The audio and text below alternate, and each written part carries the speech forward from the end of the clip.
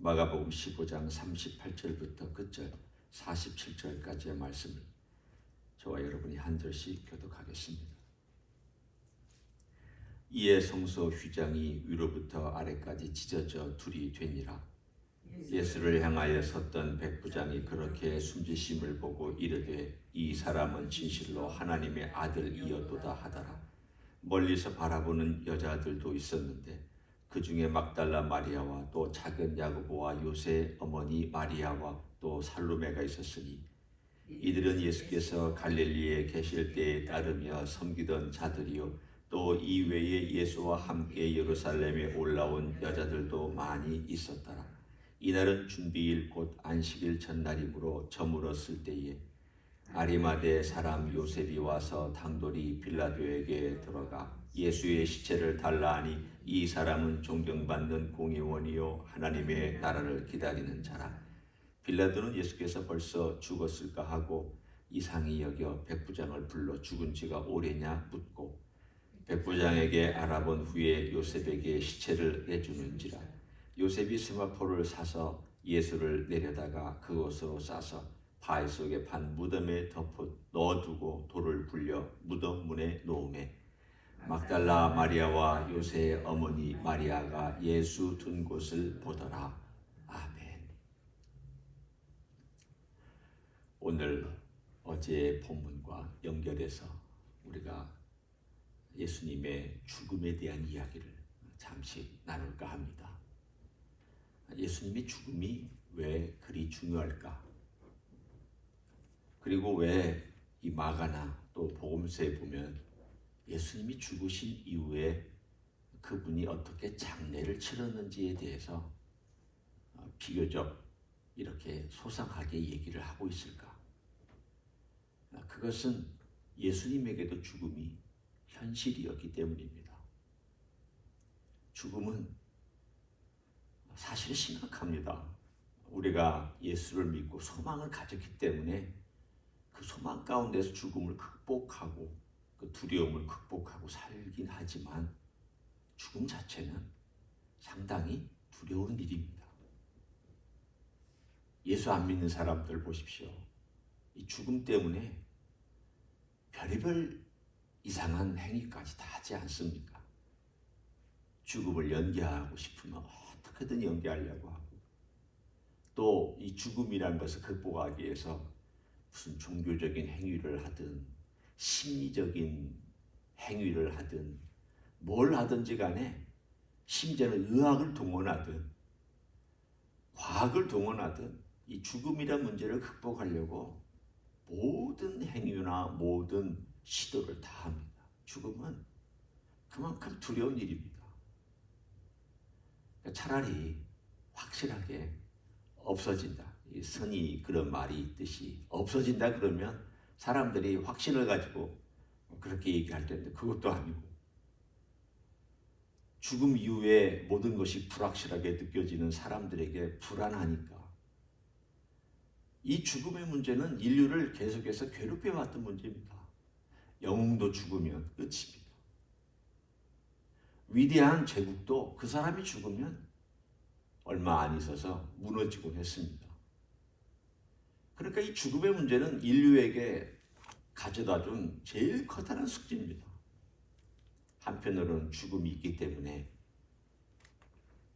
그것도 복입니다. 왜냐하면 이런 죄인이 영원히 살지 않는 것이 이 상태로 영원히 살지 않는 것이 복이죠. 죽어야 뭔가 새로운 일이 나타날 거 아닙니까? 그러나 그렇게 아무리 우리가 죽음이 복이다. 또 죽음이 있어야 인간이 겸손해진다. 다 맞는 말씀이지만 죽음은 무서운 일입니다. 그런데 오늘 그 죽음에 대해서 증언하는 증언들이 몇 개가 있습니다. 첫 번째 그 죽음이 뭐냐? 그 죽음에 대한 증언이 뭐냐? 성소 휘장입니다. 성소 휘장이 마치 몸이 찢겨지듯 찢겨나갔습니다. 이것은 제사장들과 대제사장들에게 먼저 증언한 내용들입니다. 나중에 보면 사도행전에 제사장 그룹이 많이 주께로 돌아왔다라고 하는 대목이 있습니다. 좀 특이한 대목입니다. 사도행전에 보면은 그런 사람들이 있고 또 바리새인도 많이 돌아오는 대목도 있습니다. 그러니까 예수님께서 평소에 제일 싫어했던 그룹들도 주님께 돌아왔다는 건 참 놀라운 일입니다. 예수님을 제일 싫어했던, 적대시했던 사람들 두 그룹 있잖아요. 대제사장과 제사장들, 그리고 바리새인들. 그 중에 이 제사장들에게 준 이 현상은 그들의 마음속에 바로 예수 그리스도를 영접한 것도 아니고 예수님을 안 것도 아니지만 심각한 도전을 줬습니다. 이게 뭘까? 아니, 인간의 손으로 칼로도 안 찢어지는 휘장이 보통 그렇게 질긴 가죽들과 그렇게 촘촘히 만든 것으로는 보통 칼로 찢어지지가 않을 정도입니다.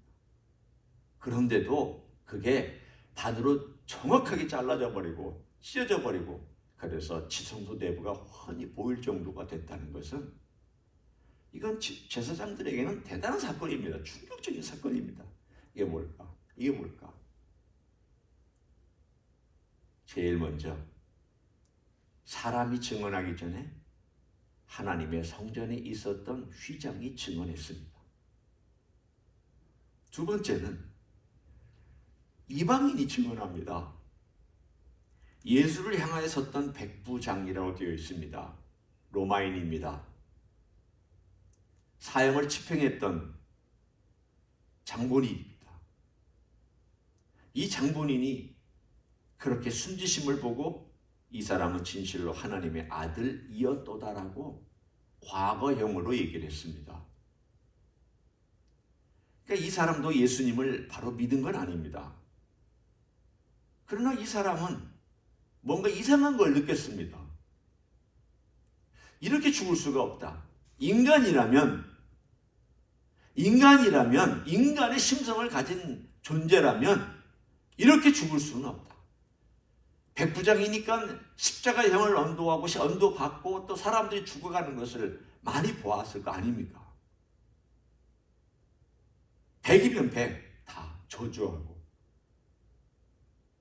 그리는 인생을 한탄하고 이렇게 죽어가는 수많은 사람들을 그가 봤을 텐데 어떻게 이분이 이렇게 죽냐? 이렇게 죽을 수가 있느냐? 인간이 이렇게 죽을 수가 있느냐? 이건 인간으로서 죽음이 아니다.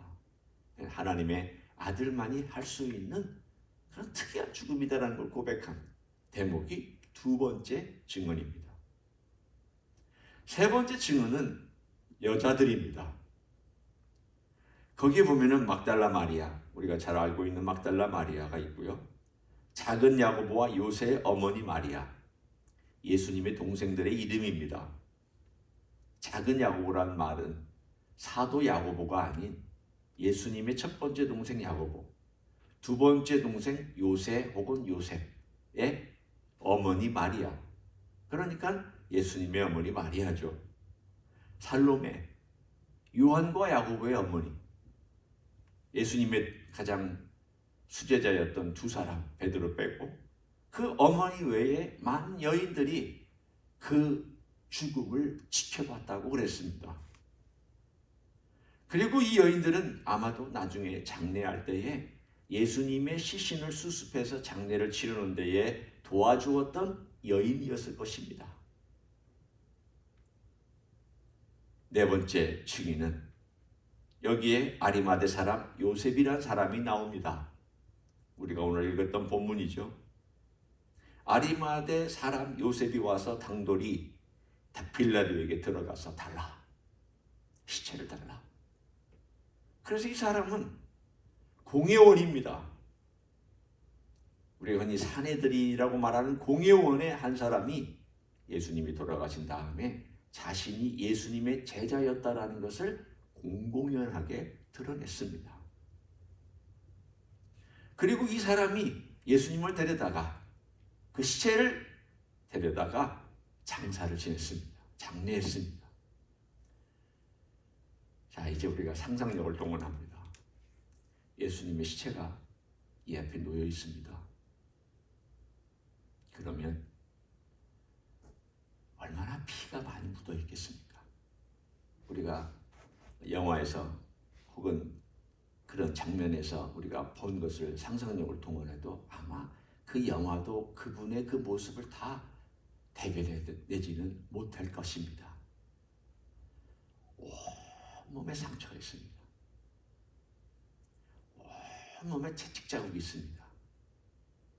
온몸에 핏자국과 찔린 옆구리에서 흘러내린 물과 핏자국과 머리에 있는 핏자국과 손과 발의 핏자국과 구멍 뚫린 자국과 모든 것들, 아마 이 장례를 치르는 사람들이 그 모습을 봤을 때 그 끔찍한 모습 때문에 치를 떨었을 것입니다.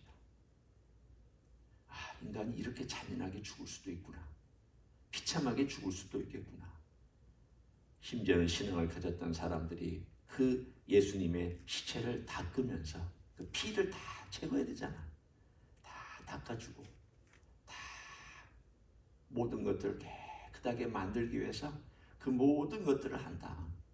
그리고 오늘 본문에 여기에 나온 것처럼 세마포, 46절에 요셉이 세마포를 샀다 그랬습니다. 사서 예수를 데려다가 그것으로 싸서 일단 세마포로 쌌고요. 그러니까 이 세마포는 어떤 세마포냐면 예수님이 돌아가시자마자 싼 세마포예요. 그리고는 모셔다가 장례하는 모든 과정을 거쳐서 깨끗하게 닦고 또 다른 세마포로 그 몸을 잘 싸서 그리고는 무덤에 갖다 넣었습니다. 그리고 마지막에 막달라 마리아와 요새의 어머니 마리아가, 예수님의 어머니죠, 어머니 마리아가 그 모습을 지켜보고 어느 무덤인가를 유심히 살펴보았다라고 오늘 이야기가 거기서 끝납니다.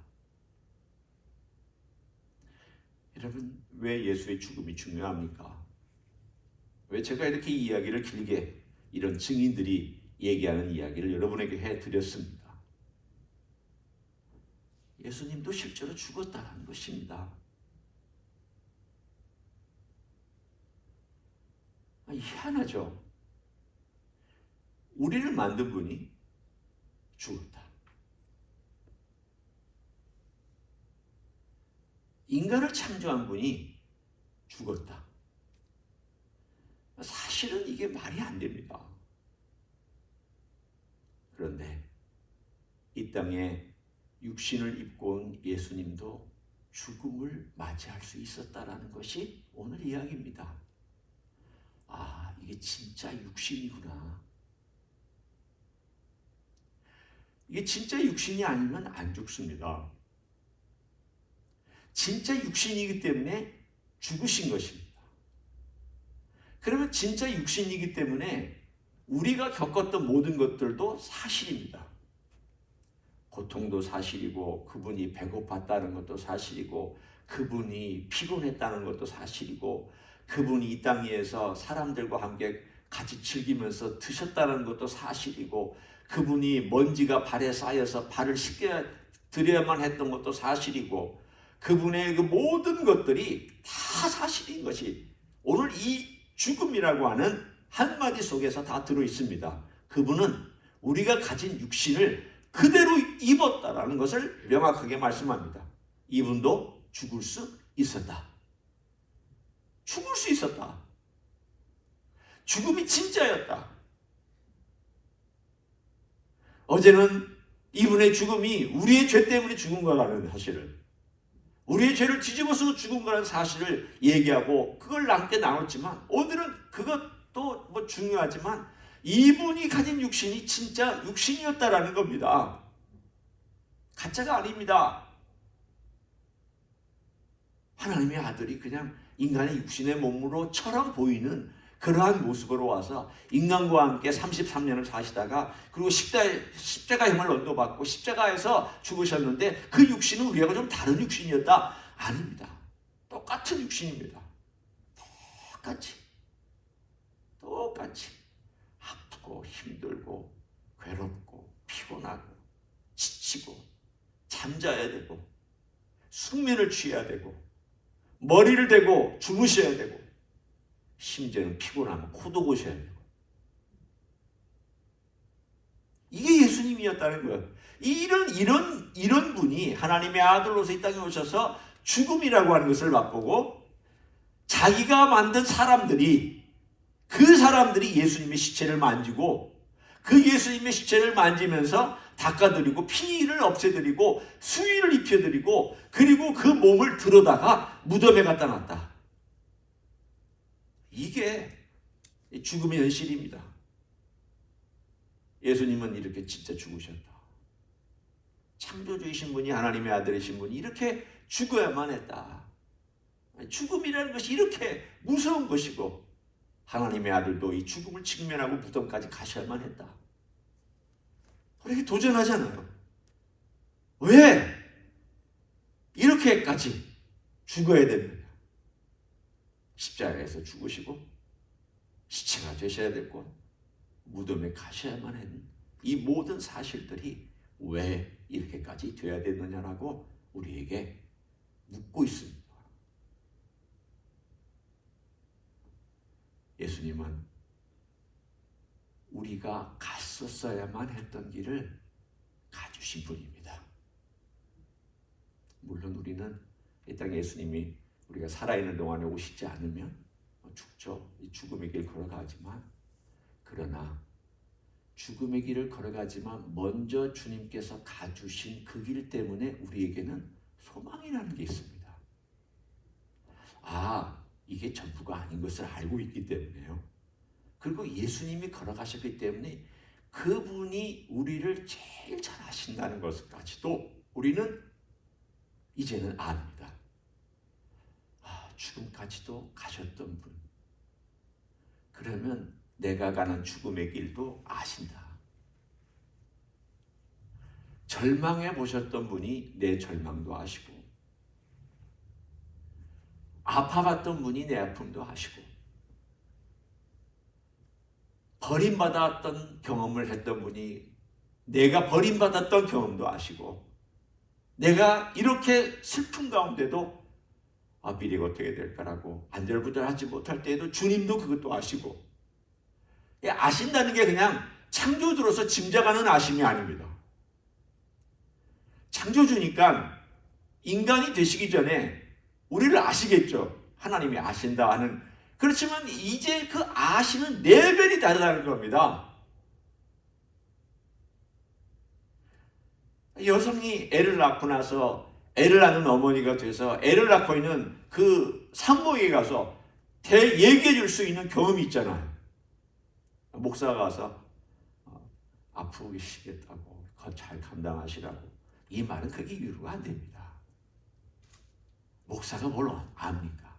산모의 고통을 어떻게 알고 애기에게 임신한 걸 어떻게 이해합니까?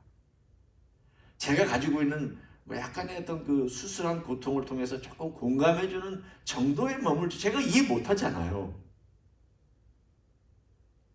근데 여성은 알잖아요. 아기를 낳아본 여성은 그 과정을 알잖아. 진통이 뭐며, 아기를 낳는 과정이 뭐며, 그리고 나서 어떤 과정을 겪으며, 이거 알잖아요. 그러니까 가서 손잡아주고, 그리고 거기서 같이 그 과정 속에서 이해해주고, 말해주고, 격려해주고, 첫 아기를 낳으면서 두려움 가운데 있는 그 산모를 그렇게 해주면 나보다 먼저 앞서간 선배들이 얘기해주는 그 이야기에 귀를 기울일 거 아닙니까? 예수님이 그랬습니다.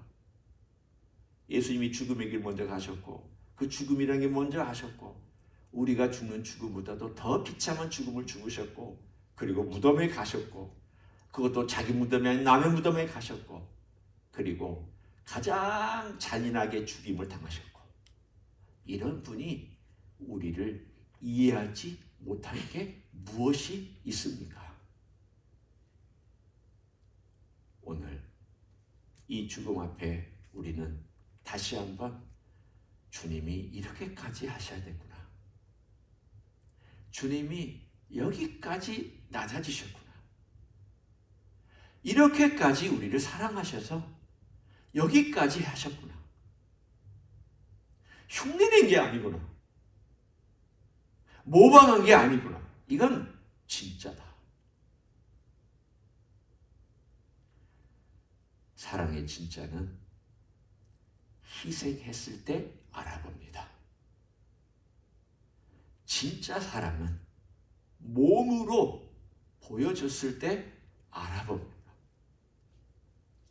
예수님의 사랑이 진짜였다는 것을 십자가 위에서와 그분이 죽음을 통해서 우리들에게 증명해 보여주셨습니다. 내가 너를 사랑하는데 이 정도까지 너를 사랑한다. 이 정도까지 너를 사랑한다. 그래서 우리가 돌아온 거잖아요. 여러분이나 저나 뭐가 우리를 돌이켰느냐? 뭐가 우리를 예수님을 따르게 했느냐? 내 마음대로 살고 싶다가도 내 뜻대로 하다가도 그러면 안 되지. 이건 사는 길이 아니지라고 한 그 결정적인 게 뭐냐? 나를 이 정도까지 사랑한 예수님이 이렇게까지 희생했다라는 것이 나의 인생을 내 마음대로 살지 말라고. 나를 사랑하셔서 이렇게까지 희생하고 내 죄값 지불하시고 나를 위해서 죽으시고 무덤에 들어가시고 시체가 되셨다고 하는 이런 정도까지 나를 사랑했다고 하는 것이 내게 감동이 되잖아. 내 마음대로 안 살게 되죠. 뭐 때문에? 그 동기가, 그분의 사랑의 동기가 내 마음속에 와서 나를 움직이니까. 그런 사랑 외에는 인간을 움직일 동기가 없습니다. 그런 사랑 외에는 사람의 마음을 움직일 수 있는 게 없습니다. 그런 주님이 오늘도 여러분의 마음 가운데 계시면서 여러분의 삶을 움직이시는 귀한 동기가 되기를 예수님의 이름으로 간절히 축원합니다. 기도하겠습니다. 고맙습니다. 예수님, 죄인인 우리를 위하여 시체가 되시고 자신의 몸에 있는 피를 스스로 닦지도 못하고 남이 닦아줘야 되고 남이 수의를 입혀줘야 되고 남이 들어다가 무덤에 놔야 되고 그리고 무덤의 캄캄한 데에서 3일 있어야 되는 이런 죽음을 맛보시고 이런 죽음이 예수님에게도 현실이 된 이 사건을 읽고 듣고 감사를 드립니다. 우리를 사랑하시기 때문에 거기까지 내려가셨습니다. 하나님이신 분이 그렇게 죽었다는 것이 말도 안 되는 사건이 일어났습니다.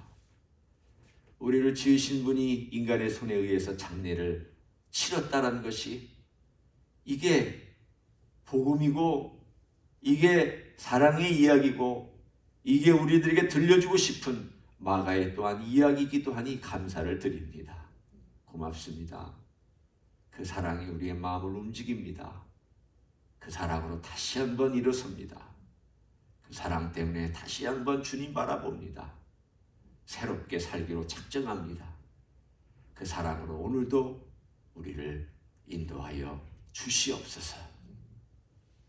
이제는 우리 구주 예수 그리스도의 은혜와 하나님 아버지의 극진하신 사랑과 성령 하나님 교통하심의 역사가 죽으시기까지 무덤에 들어가시기까지 우리를 사랑하시고 모든 죄의 대가도 지불하셨지만 사랑도 다 흘려보내주신 그 놀라운 사랑 앞에 오늘도 다시금 새롭게 되기를 원하고 사랑으로 채워지기를 원하고 그 사랑으로 살기를 소원하는 이 자리에 참여한 모든 종들 위에와 주임지 히스교회 위에와 이민교회들과 한국교회들과 선교사님들 위해 이제로부터 영원히 함께 하실지어다. 아멘.